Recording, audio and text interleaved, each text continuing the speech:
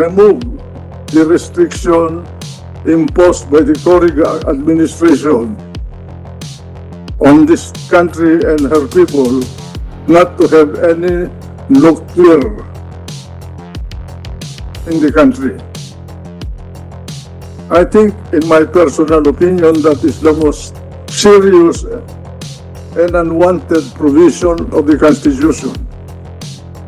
In the modern world today, a small country can protect itself against the superpowers if they have nuclear weapons. We should remove that restriction and make the country flexible. At ang dati pong Senate President, Juan Ponce Enrile. Isang magandang umaga po sa inyo. About Mr. Chairman, unang-una, nagpapasalamat ako sa inyo sa anyaya ninyo sa akin na dumalo dito sa napakamahalagang usapin tungkol sa mga pagbabago sa mga ilang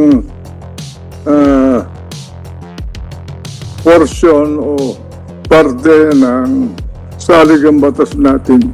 Your Honor invited me to come here to participate in this proceeding, very important proceeding, and he agreed. Questions that you have in mind, but I would like to tell you that I think your agenda, your direction is the right thing. And if I were in this house at this time, I would have supported you 101%, because those are the most important things that must be done to make this country progressive, safe, and modernized. First of all, the economic provisions are antiquated. We do not have the capital to develop the economy of this country to improve the life of a great majority of our people. We can develop this country only if we relax the restrictive provisions, economic provisions of the Constitution. Second, I would like to add to your efforts that we must now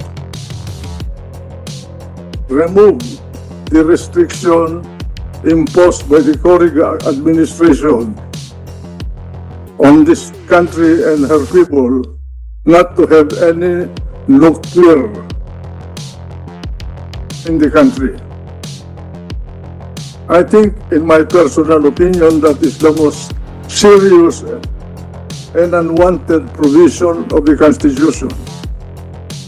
In the modern world today, a small country can protect itself against the superpowers if they have nuclear weapons.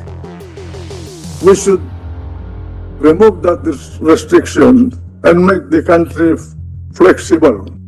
If we can afford it, we should also have nuclear weapons so that our people will not be trampled upon, let alone made a tuta or alipin of other countries.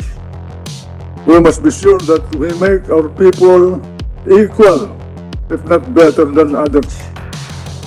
And we need to have an alternative fuel to run our economy, because oil and natural gas are finite things. The supply is dwindling, and those that were lucky enough to have these raw materials abundantly in their country will make it very difficult to be available to those of us who do not have it. And the only alternative fuel that we can have is either we cut all our trees or we use nuclear power plants to run the economy of the country. No country is exempted in this. No country can develop unless you have electricity. That is the blood for any country to develop its economy and to provide the best life for her people.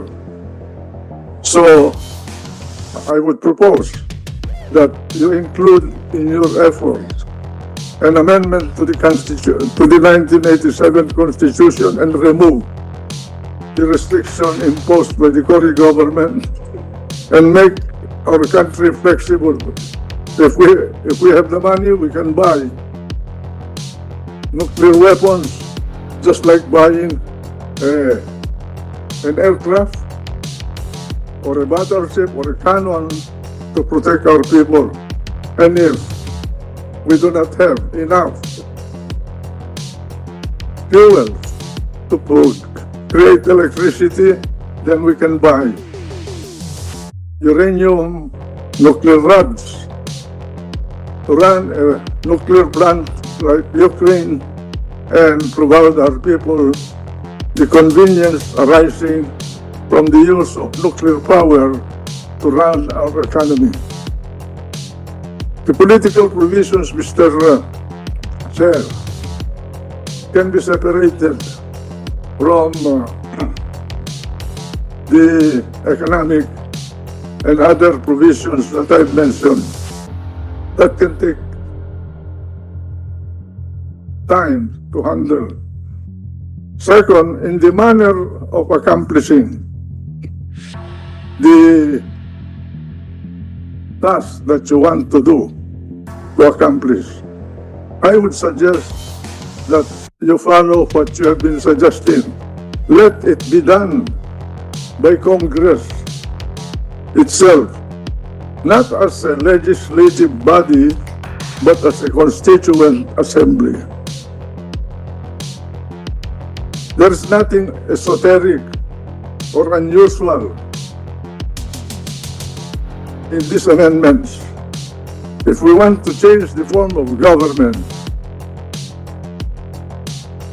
either we can go back to the 1935 Constitution or we just adopt the 1973 Constitution, because the 1935 Constitution is a presidential system.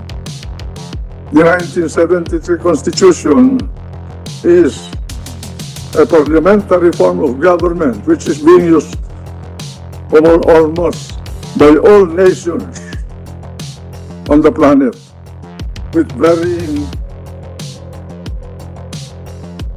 differences. There's nothing unusual about that.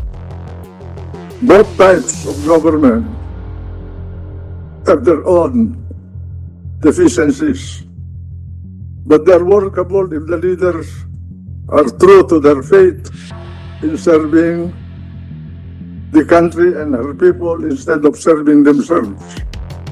Now, I would caution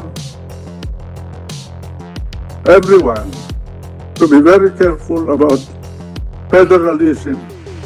I don't think there's anybody in this country that can very well say, I know what a federalized system is. There are so many